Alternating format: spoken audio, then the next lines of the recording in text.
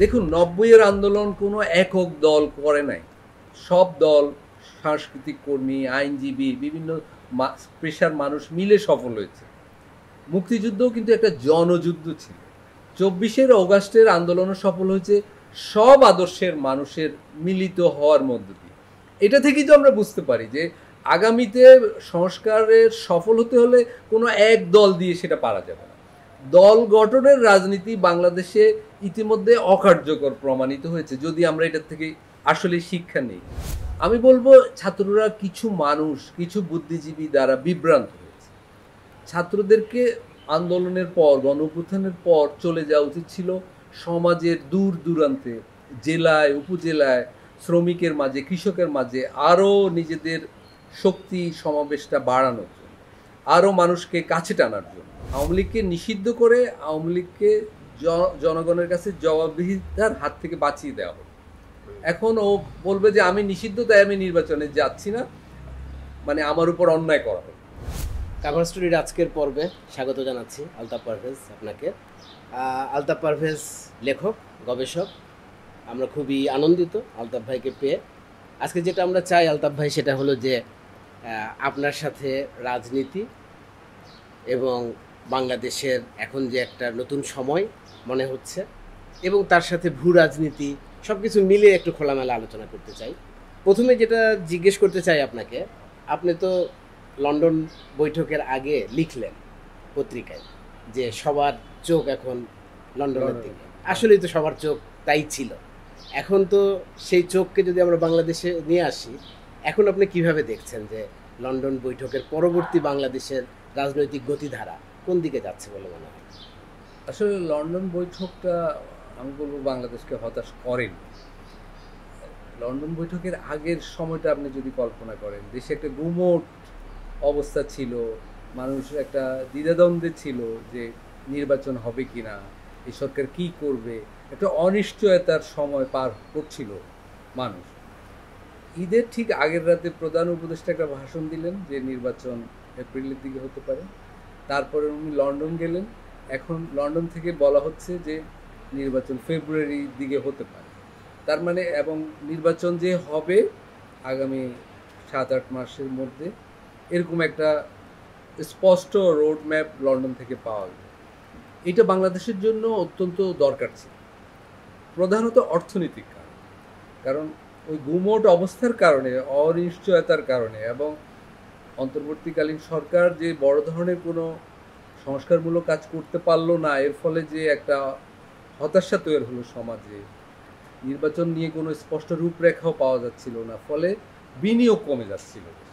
বিনিয়োগ কমে যাওয়ার কারণে কর্মসংস্থান কমে যাচ্ছিল, অর্থনীতির অধিকাংশ সূচক পড়ে যাচ্ছিল। সেই অবস্থা থেকে লন্ডন বৈঠক কিন্তু আমি বলবো দেশকে অনেকটাই উদ্ধার করেছে। ঈদের ছুটির পর সবাই কিন্তু এখন ফুরফুরে মোডে আছে, যে মানুষ ধরে নিচ্ছে যে আর কিছু না হোক, সামনে একটা নির্বাচিত সরকার আমরা পাবো, একটা নির্বাচিত জনপ্রতিনিধিদের আমল শুরু হবে। কিছু বলার থাকলে যে যার জনপ্রতিনিধিকে বলতে পারবে। সব মিলে মানে আমি বলবো এটা একটা ইতিবাচক ঘটনা হয়েছে। তাহলে আপনি বলছেন যে লন্ডন বৈঠকটা কি শুধুই নির্বাচনের একটা সময়সীমা এই নিয়েই হলো? আমরা শুনতে পাচ্ছি যে, আমরা অবশ্যই যে প্রেস নোট দেখছি ওখানে তেমন কিছু পরিষ্কার করে বলা হচ্ছে না, কিন্তু আমরা শুনতে পাচ্ছি যে দুইজন একান্তেও একটা দীর্ঘ সময় মিটিং করেছেন। আসলে দুই স্তরে তো বৈঠক হয়েছে। একটা হলো দলীয়ভাবে দুটো দল বসেছে, আরেকটা হলো নিশ্চয়ই আরেকটা আলোচনা হয়েছে অপ্রকাশ্যে, 1-to-1 হয়েছে, বা দুজন দুজন করে হয়েছে। সেই সব আলোচনার সমঝোতা বা মতবিরোধের জায়গাগুলো আমরা হয়তো সব জানতে পারবো না এখন, কিন্তু সামনের দিনগুলোর রাজনীতি দেখে আমরা সেটা বুঝতে পারবো, অনুমান করতে পারবো। নিশ্চয়ই কিছু নির্বাচনের তারিখের বাইরেও আরও অনেকগুলো বিষয় নিয়ে আলোচনা হচ্ছে, নিশ্চিতভাবে বলা যায়। সেসব বিষয়ে সরকারের হয়তো কিছু চাওয়া আছে। অন্তর্বর্তীকালীন সরকার শুধু নির্বাচন নিয়ে ভাবিত নয়, নির্বাচন করব এবং চলে যাব এরকম জায়গায় থাকলে লন্ডন যাওয়ার প্রয়োজন হতো না। ডক্টর এক্সিট নিয়ে কি তারা চিন্তিত? তারা হয়তো, আমার মনে হয় তারা অন্য রাজনৈতিক শক্তিগুলোর সাথে বিএনপির একটা বোঝাপড়ার জায়গা তৈরি করতে চায়। নির্বাচন পরবর্তী সরকারের ধরন কি হবে, পার্লামেন্টের ধরন কি হবে, নির্বাচন পদ্ধতি কি হবে, সেখানে তাদের পছন্দসই দলগুলোর কোনো অংশগ্রহণের জায়গা থাকবে কিনা, বিচার আচারের প্রসঙ্গ আছে, গণ অভ্যুত্থানকালে এমন অনেক ঘটনা ঘটেছে সেগুলোর ইমিউনিটির একটা ব্যাপার আছে, এরকম বিষয়গুলো নিশ্চিতভাবে সেখানে আলো। আপনি কি মনে করেন যে ডক্টর ইউনূস ফিরে এসে তার সরকারের অন্যদের তরফ থেকে কোনো ধরনের প্রতিবন্ধকতা ফেস করতে পারেন, নাকি উনি এটা আলোচনা করেই আসলে ওখানে এই এটা তো আমরা এগ্রিমেন্টে ধরে নিতে পারি উনি বিএনপিকে যেসব অফার দিয়েছে সেটা উনি ওনার ক্যাবিনেটের সম্মতি নিয়ে দিয়েছে, এটা আমরা ধরে নিতে পারি। কিন্তু যেটা অদ্ভুত ব্যাপার ছিল, ডক্টর ইউনূস যে টিম নিয়ে বিএনপির সাথে বসতে গেছেন সেই টিমে রাজনীতি মনস্ক কোনো উপদেষ্টা ছিল না। অথচ উনি একটা পুরো রাজনৈতিক বিষয় নিয়ে আলাপ করতে গিয়েছেন একটা রাজনৈতিক দলের সাথে। সেই তুলনায় বিএনপি কিন্তু তাদের টিমকে তাদের বেস্ট টিমটাই ওরা উপস্থিত করেছে। আমির খসরু মাহমুদ ছিলেন, তারেক রহমান ছিলেন, তো আমি আরো একজন কেউ ছিলেন। হ্যাঁ আরও ছিলেন, কিন্তু আমির খসরু মাহমুদ চৌধুরীর উপস্থিতিটা বিএনপির দিক থেকে একটা জোরালো সবল উপস্থিতির স্মারক চিহ্ন বহন করে। অন্যদিকে আমরা খলিলুর রহমানকে দেখলাম, যিনি জাতীয় নিরাপত্তা উপদেষ্টা, যেটা আপনি বলছিলেন যে রাজনীতির সাথে তো তার কোনো সম্পর্ক সম্পর্ক নাই, শুধু এমনকি বাংলাদেশের সাথে ওনার সম্পর্ক ক্ষীণ। তিনি কবে বাংলাদেশ ছেড়ে গিয়েছেন বা বাংলাদেশের রাজনৈতিক পরিমণ্ডলের মানুষ, ইভেন বুদ্ধিজীবী সংবাদ মাধ্যমের মানুষও ওনাকে খুব একটা চিনে না, জানেন। ওনাকে রেখে কি ডক্টর ইউনূস কোনো মেসেজ দেওয়ার চেষ্টা করলেন? কারণ আমরা দেখেছি যে বিএনপির বিশেষ করে ওনার ব্যাপারে নানা রকম আপত্তি ছিল এবং দুজন কাইন্ড অফ মুখোমুখিও চলে এসেছিলেন। একটা পর্যায়ে আমরা দেখলাম যে উনি কোন দেশের নাগরিক, এটা নিয়ে তখন প্রশ্ন তোলা হলো। রাজনীতিতে অনেক বিষয়ে মুখোমুখি ব্যাপার আসে, তর্ক বিতর্ক হয়, চাপ দেয় রাজনীতিবিদরা, সেগুলোকে অত সিরিয়াসলি নিতে হয় না। কিন্তু আলোচনায় কোন দলে কে থাকবে সেটা আসলে বড় ধরনের বাধা হয়ে ওঠা উচিত নয়, সেটা হয়ওনি। ডক্টর ইউনূস যাকে পছন্দ করেছেন, যাদের উপর ওনার আস্থা, আমরা ওনার আস্থার ধরনটা দেখতে পেয়েছি যে উনি ওনার ক্যাবিনেটে কাদের উপর বেশি আস্থাশীল। আবার তারেক রহমানের ক্ষেত্রে আমরা দেখেছি উনি কাকে সবচেয়ে বেশি আস্থায় নিয়েছে। ফলে আসলে কে উপস্থিত ছিল তার থেকে গুরুত্বপূর্ণ হলো কি নিয়ে আলোচনা হয়েছে বা হওয়া দরকার ছিল। আচ্ছা, সংস্কার এবং নির্বাচনকে যে কেমন জানি একটা মুখোমুখি অবস্থায় আমরা দেখেছিলাম এই বাংলাদেশে, সেটার থেকে কি আমাদের মুক্তি মিলল বলে মনে হয়? আসলে তো এইটা একটা অযৌক্তিক অবস্থান আমি বলবো যে, এবং এটা যে কাজ করবে না, সংস্কারকে নির্বাচনের সাথে সম্পৃক্ত করা বা নির্বাচনের শর্ত হিসাবে সংস্কার এবং বিচারকে যুক্ত করাটা, এইটা যৌক্তিক ছিল। যৌক্তিক ছিল না কেন, আমি একটা উদাহরণ দিতে পারি। দেখুন 1971 সালের যে যুদ্ধাপরাধ হচ্ছে তার বিচার প্রক্রিয়া কিন্তু এখনও শেষ হয়নি। কিছুদিন আগে সুপ্রিম কোর্টে একটা ব্যাপার আসলো। তার মানে এই ধরনের বিচার প্রক্রিয়া কিন্তু অনেক দিন ধরে চলবে, চলারই বিষয়। কারণ বিচারকে তো আপনি সময় বেঁধে দিয়ে বিচার করতে পারেন না যে অমুক দিনের ভিতর রায় দিতে হবে, অমুক দিনের ভিতর এই রায় কার্যকর করে ফেলতে হবে। তাহলে এই বিচার প্রক্রিয়া নিয়ে প্রশ্ন উঠবে। বিচারকে তার সাবলীল গতিতে নিরপেক্ষভাবে অরাজনৈতিকভাবে এগুতে দিতে হবে। ফলে এইটাকে নির্বাচনের সাথে কোনোভাবে শর্তযুক্ত করা যায় না। আমাদের কতগুলো সরকার যাবে এই বিচার প্রক্রিয়া শেষ করতে আমরা জানি না, এটা আগামী 5 বছরেও শেষ নাও হতে পারে। একটা উদ্দেশ্য কি এটা যে আওয়ামী লীগকে অন্তত আগামী নির্বাচন থেকে দূরে সরিয়ে রাখা? আওয়ামী লীগ তো ইতিমধ্যে আগামী নির্বাচন থেকে তো দূরে সরে থাকবে, ওর নিবন্ধন নিয়ে প্রশ্ন উঠেছে। আর সবচেয়ে বড় বিষয় যে একটা রাজনৈতিক দল তো একটা নৈতিক শক্তির উপর দাঁড়ায়। আওয়ামী লীগ কীভাবে কোন নৈতিক শক্তির উপর দাঁড়িয়ে নির্বাচনে প্রতিদ্বন্দ্বিতা করবে, সেটারই তো সংকট আছে। আওয়ামী লীগকে যদি নিষিদ্ধ করা নাও হতো, নিবন্ধন বাতিল নাও করা হতো, আওয়ামী লীগের পক্ষে এই নির্বাচনে স্বাভাবিকভাবে অংশ নেওয়া কঠিন ছিল। আপনি জনগণের যৌথ শক্তি, আবেগ, পছন্দ, সেগুলো কিন্তু অগ্রাহ্য করতে পারেন। 1-1.5 হাজার মানুষ মারা গেছে আওয়ামী লীগ শাসনামলে, এবং আওয়ামী লীগ এতে সরাসরি যুক্ত। তারা কোন মুখে নির্বাচনের মাঠে নামত? ফলে আমি বলবো, এটা আমি আগে লিখেছিও, যে আওয়ামী লীগকে নিষিদ্ধ করে আওয়ামী লীগকে জনগণের কাছে জবাবদিহিতার হাত থেকে বাঁচিয়ে দেওয়া হবে। এখন ও বলবে যে আমি নিষিদ্ধ, তাই আমি নির্বাচনে যাচ্ছি না, মানে আমার উপর অন্যায় করা হবে। আচ্ছা, আমরা যদি, এবং আমি আরেকটা বলতে চাই, আপনি যেটা বললেন যে সংস্কারকেও নির্বাচনের সাথে শর্তযুক্ত করা ঠিক নয়। দেখুন, আমাদের এটা তো এমন একটা উপনিবেশিক রাষ্ট্র, 200 বছর উপনিবেশ ছিলাম। আমাদের সমস্ত ধরনের আইন কানুন হলো ব্রিটিশদের তৈরি।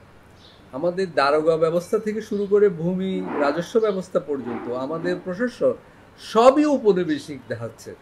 আমরা এখনো স্বাধীনই তো হই নাই ওই অর্থে, আইনির অর্থে, প্রশাসনিক সংস্কৃতির অর্থে। এগুলো আপনি ফেব্রুয়ারির জায়গায় জুনে নির্বাচন হলে সংস্কার করে ফেলতে পারতেন? অসম্ভব।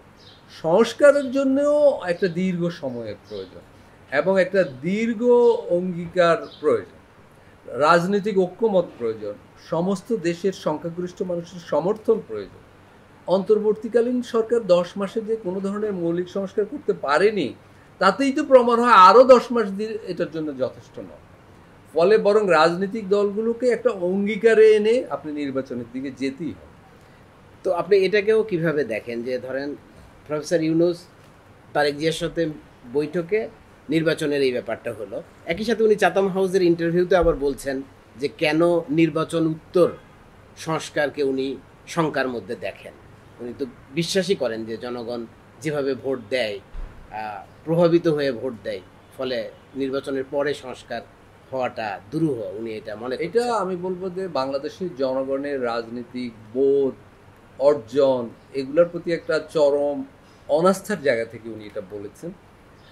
বাংলাদেশের মানুষ কিন্তু পুরো দক্ষিণ এশিয়ায় প্রথম একটা স্বাধীন রাষ্ট্র, মানে উপনিবেশিক সরকার চলে যাওয়ার পর, ব্রিটিশরা চলে যাওয়ার পর উপনিবেশিক রাষ্ট্র কাঠামো থেকে বেরিয়ে একটা রাষ্ট্র গঠন করেছে। দক্ষিণ এশিয়ার আর কোনো জাতি এটা পারেনি। আমরা 90-এর এত বড় একটা গণ অভ্যুত্থান করেছি, 2024-এ বাংলাদেশের মানুষ এটা করেছে। এটা সুশীল সমাজ করে দেয়নি, এটা ছাত্র সমাজ, এখানকার শ্রমজীবী মানুষই অভ্যুত্থান করেছে। ফলে এদেশের মানুষের রাজনৈতিক প্রজ্ঞা, নৈতিক শক্তি নিয়ে এই ধরনের মন্তব্য করা, আমি বলবো এটা এক ধরনের অপমান করা। এতে পুরো বাংলাদেশের মানুষ, বাংলাদেশে যদি 10 কোটি ভোটার থাকে, এই 10 কোটি ভোটারকেই এতে অপমান করা হয়েছে। একটা সমাজে নানা ধরনের মানুষ থাকে, এরকম হয় কেউ কেউ টাকার বিনিময়ে বা অন্য কোনোভাবে প্রভাবিত হয়ে ভয়ে কাউকে ভোট দিয়ে দেয়, কিন্তু একটা জাতি, সমগ্র ভোটার সমাজকে তো এভাবে বলা যায়। আচ্ছা, একটা জিনিস স্পষ্ট যে জুলাই সনদ মাঝখানে কিন্তু আছে, নির্বাচনের আগে এটা একটা ব্যাপার রয়ে গেল আর কি। তো জুলাই সনদে কি আসতে পারে বলে আপনার মনে হয়, এবং সেখানে ঐক্যমতের প্রশ্নে কোনো ঝামেলা হতে পারে কিনা? আমি ঝামেলার বেশি জায়গা দেখি না, কিন্তু হতাশার একটা জায়গা আছে। বর্তমান সরকার তো আপনি জানেন যে প্রায় 10টা সংস্কার কমিশন করেছে নানা বিষয়ে, দুদক, পুলিশ, প্রশাসন, শিক্ষণ, শ্রমিক, নারী ইত্যাদি বিষয়। প্রত্যেকটা কমিশনে গড়ে 200 করে সুপারিশ আছে, আপনি খেয়াল করলে দেখবেন। এই 10টা কমিশনে তার মানে প্রায় 2000 সুপারিশ আছে রাষ্ট্র সংস্কারের জন্য। তার থেকে সরকার 166টা বাছাই করে ঐক্যমত কমিশনে আলোচনার জন্য বাছাই করেছে। সরকার কিসের ভিত্তিতে 166 বাছাই করেছে আমরা জানি না, কিন্তু তারপরে ধরে নিলাম সরকার গুরুত্বপূর্ণ কিছু সুপারিশকে নিয়ে এসেছে। সেগুলোর সবগুলোতে আবার রাজনীতিবিদদের একমত হতে পারে, ঐক্যমত হয়। কিন্তু এই রূঢ় বাস্তবতা কিন্তু মেনে নিতে হবে। বাংলাদেশের রাজনীতিতে বহু আদর্শের দল আছে, তারা সব বিষয়ে একমত হবে না। একমত হওয়ার জন্য অনন্তকাল কিন্তু অপেক্ষা করা যাবে। যতটুকু ঐক্যমত হয়েছে সেটাকেই জুলাই সনদ ধরে নিয়ে নির্বাচনের দিকে যেতে হবে। জুলাই যেভাবে আমাদেরকে ঐক্যবদ্ধ করেছিল, একটা অনৈক্যর জায়গা থেকে একটা ঐক্যবদ্ধ অবস্থায়, সেটা কিন্তু দ্রুতই আবার আমরা বিভেদের দিকে চলে গেছি জুলাইয়ের পর। এখন হয়তো নির্বাচন আবার আমাদেরকে একটা নির্বাচনের রোডম্যাপ আমাদেরকে হয়তো একটা এই অনৈক্যকে কিছুটা দূর করতে পারে, কিন্তু জুলাই সনদের আলোচনা বা জুলাই সনদে কি আসবে, কি আসতে পারে, সেটা কি আবার আর এক অনৈক্য, সেখানে যদি সংবিধান পরিবর্তনের কথা আসে, সেখানে যদি গণপরিষদের নির্বাচনের কথা এগুলো যদি আসতে চায় অথবা কেউ কেউ যদি আনতে চায়, সেগুলোকে আর একটা অনৈক্যর ঝুঁকি তৈরি করতে পারে কিনা? প্রথমত ওই ঐক্য ধরে রাখার জন্য সরকার যত্নের সঙ্গে খুব বেশি কাজ করে নাই। সরকার একটা গঠিত হয়েছে, সরকার ছাত্রদের একটা অংশ থেকে কয়েকজনকে মন্ত্রী করেছে, আবার ছাত্ররা দ্রুত একটা দল করে ফেলেছে। আপনি যখন অভ্যুত্থানের শক্তিগুলোর ভিতর থেকে একটা দল হয়ে গেল, ইতিমধ্যে আসলে একাধিক দলে হয়েছে, ফলে অন্য দলগুলো তো দূরে সরে গেছে। সরকার চেয়েছে তাদের সমর্থক একটা রাজনৈতিক শক্তি গড়ে উঠুক, এর ফলেও বিরোধ বেঁধেছে। ইসলামপন্থী দলগুলো বামপন্থীদের বিরুদ্ধে বলা শুরু করেছে, দক্ষিণপন্থী শক্তিগুলো নারীদের উপর অনেক হয়রানিমূলক পদক্ষেপ নিয়েছে, অনেক জায়গায় মাজার ভাঙা শুরু হয়ে গেছে। ফলে আমি বলবো যে বহু ধরনের বিভক্তকারী শক্তি সক্রিয় হয়ে গেছে।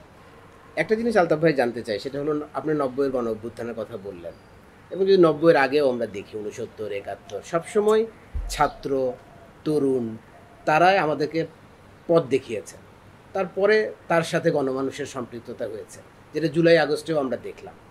কিন্তু অনেকেই মাত্র 10 মাসের মাথায় এসে এরকম আশঙ্কা করছেন যে এত দ্রুত তরুণ এবং ছাত্রদের স্খলন তারা দেখেননি বাংলাদেশের ইতিহাসে। আপনি এটাকে কিভাবে দেখেন?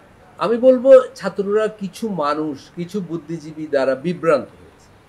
ছাত্রদেরকে আন্দোলনের পর, গণ অভ্যুত্থানের পর চলে যাওয়া উচিত ছিল সমাজের দূর দূরান্তে, জেলায়, উপজেলায়, শ্রমিকের মাঝে, কৃষকের মাঝে আরও নিজেদের শক্তি সমাবেশটা বাড়ানোর জন্য, আরও মানুষকে কাছে টানার জন্য, যাতে সংস্কারের এজেন্ডাটা সামনে আসে। তাদের রাজনৈতিক দল করাটাকে কি আপনি? আমি বলবো এটা অত্যন্ত ভুল পদক্ষেপ। ছাত্রদের দিক থেকে প্রথম ভুল পদক্ষেপ ছিল মন্ত্রী হওয়া, দ্বিতীয় ভুল পদক্ষেপ হলো রাজনৈতিক দল করা। তাদের একটা রাজনৈতিক প্ল্যাটফর্ম আকারে থাকা উচিত ছিল।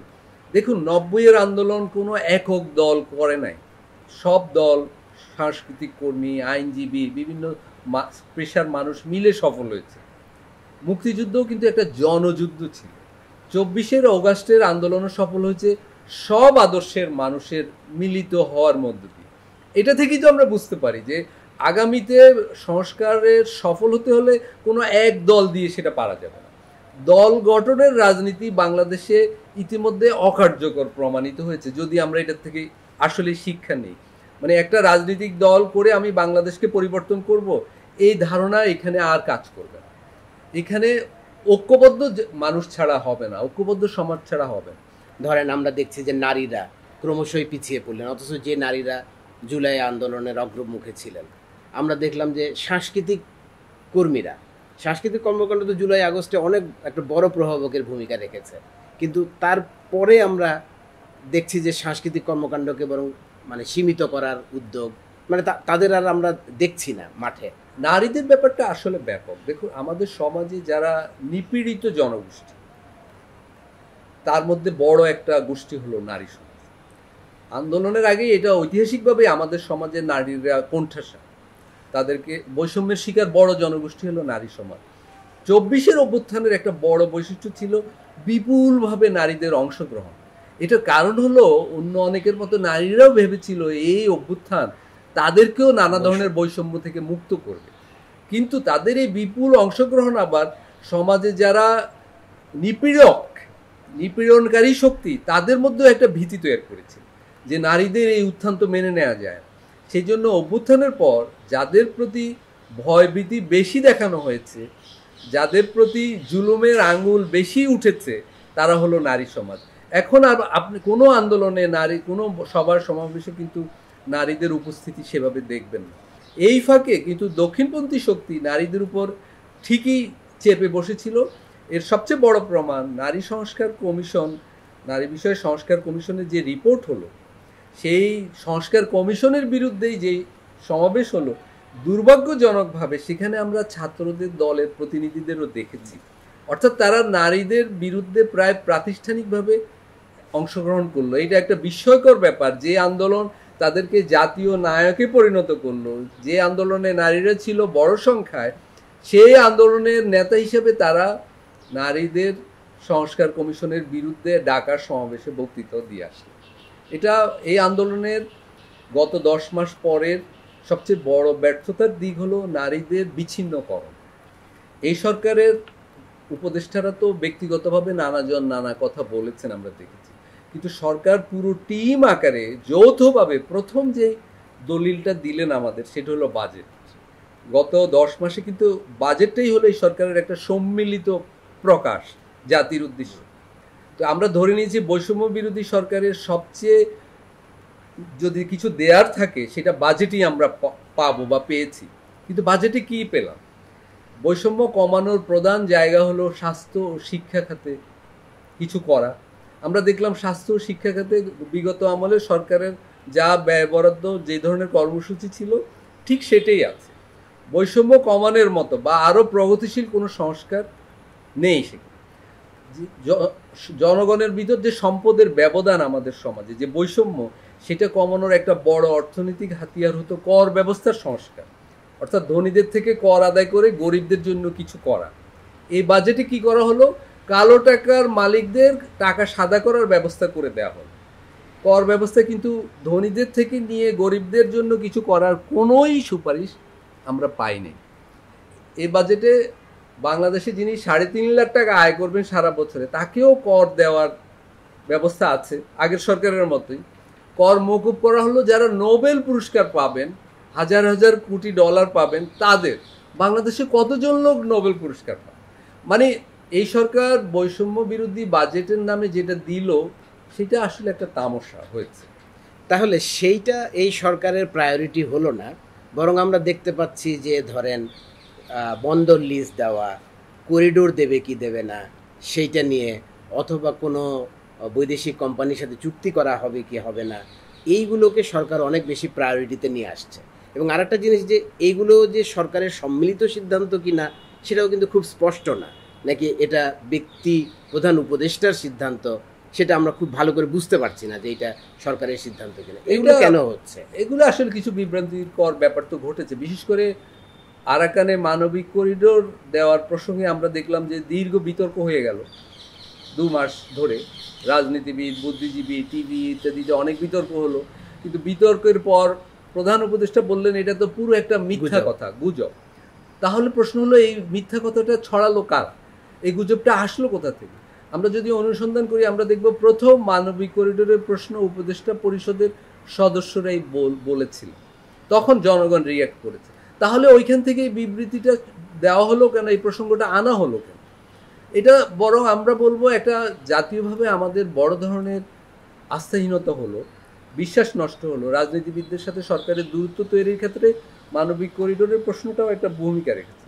এখন শুরু হয়েছে বন্দর বিষয়, তারপরে এরকম আরও অন্য বিষয় আসতে পারে। এবং একসময় বলা হয়েছে যে 1,80,000 রোহিঙ্গা ফেরত যাবে। আমি এরকম বলবো যে হঠাৎ হঠাৎ দেশের বিষয়ের বাইরে আন্তঃরাষ্ট্রীয় বিষয়েও অনেকগুলো অদ্ভুত কথা আমরা পাচ্ছি, যেগুলো এই সরকার আসলে নাড়াচাড়া না করলেই ভালো হতো। কারণ আপনি দেখুন, এই সরকারের জন্য যেটা জরুরি ছিল, সরকার কিন্তু সেই বিষয়ে খুব জোরালোভাবে কিছু বলছে না। যেমন পুশিন, গত 1-1.5 মাস ধরে বাংলাদেশ সীমান্তে ভারত ক্রমাগতভাবে ধারাবাহিকভাবে পুশিন করে যাচ্ছে, মানুষকে বাংলাদেশে জোর করে ঢুকিয়ে দিচ্ছে। সরকার কিন্তু সেটা বাধা দিতে পারছে না, সেই বিষয়ে ভারতের বিরুদ্ধে কোনো দৃঢ় সাহসী অবস্থান নিতে পারছে না। কিন্তু তার আগে মানবিক করিডোর নিয়ে যথেষ্ট হইচই হয়ে গেল, এবং সরকার মনে হচ্ছে বন্দরের একটা টার্মিনাল বিদেশি কোম্পানিকে লিজ দেওয়ার ব্যাপারেও খুবই দৃঢ়। সরকার বলছে যারা এর বিরুদ্ধে দাঁড়াবে তাদের প্রতিহত করা উচিত। এই যে প্রতিহত ধরনের শব্দ, এগুলাই কিন্তু ওই কর্তৃত্বপরায়ণ অতীত সরকারগুলোর ভাষা। এই ভাষা আমরা বন্ধ করতে চেয়েছি জুলাই অভ্যুত্থানের ভিতর, কিন্তু সেই ভাষা কিন্তু আমাদের এখনো তাড়া করছে।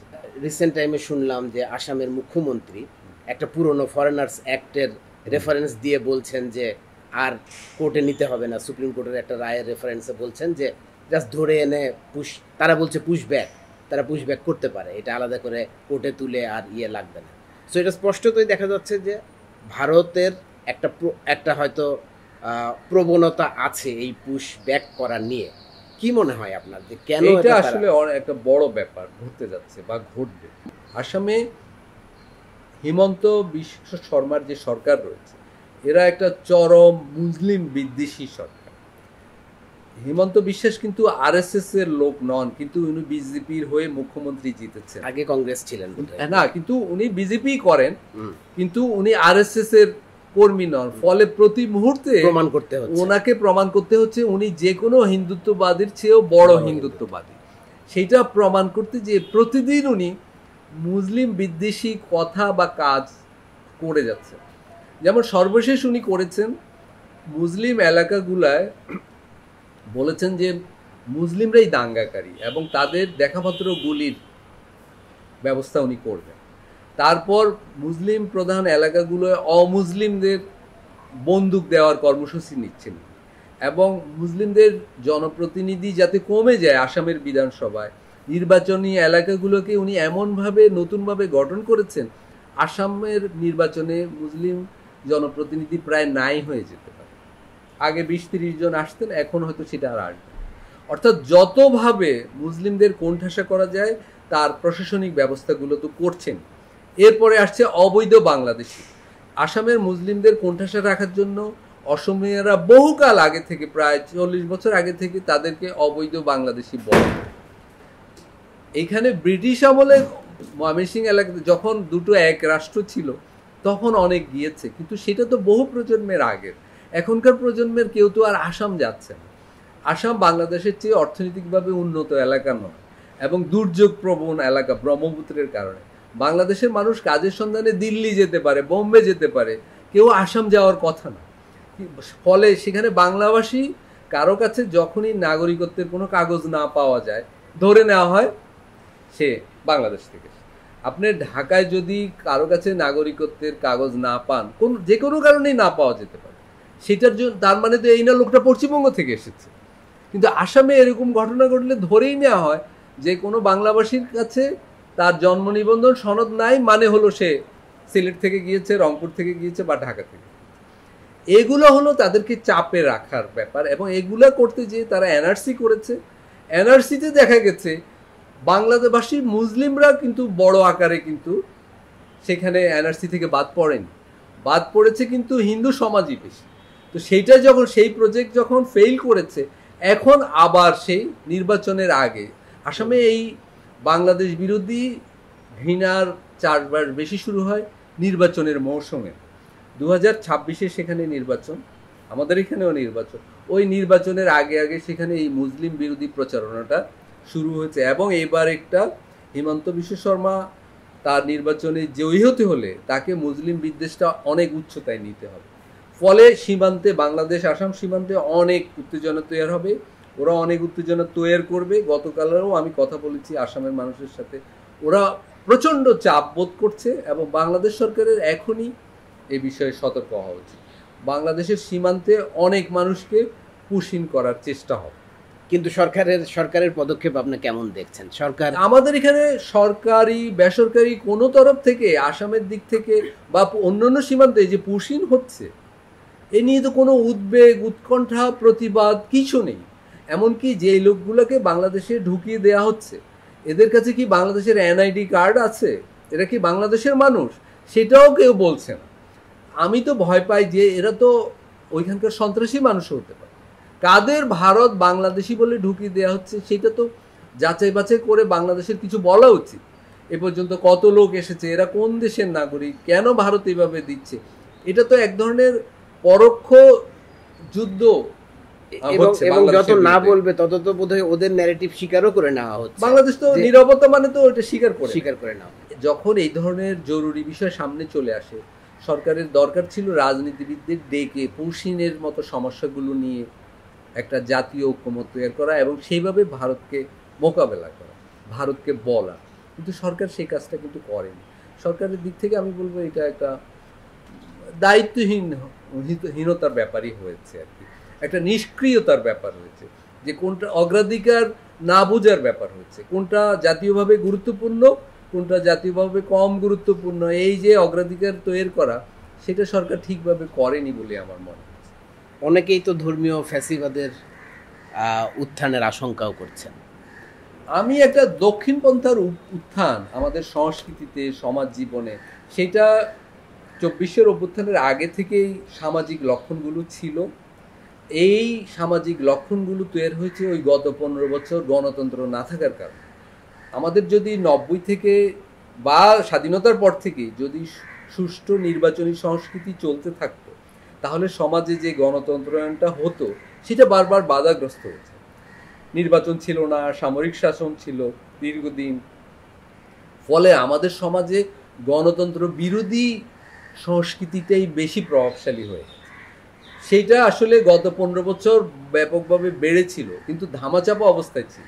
অভ্যুত্থানের পর সেই শক্তিগুলো সরকারের দুর্বলতার সুযোগে বা কিছু কিছু বলবো সরকারের কোনো কোনো মহলের উৎসাহের সুযোগ নিয়ে এটা আরও বেড়েছে। ফলে আমি বলবো এইটা একটা বাস্তব প্রবণতা যে সমাজে দক্ষিণপন্থার প্রভাব বেড়েছে এবং আরও বাড়বে। নির্বাচন হলেও নির্বাচিত সরকার এটা কতটা কমাতে পারবে, নিয়ন্ত্রণে রাখতে পারবে, এই নিয়ে কিন্তু একটা প্রশ্ন থাকে।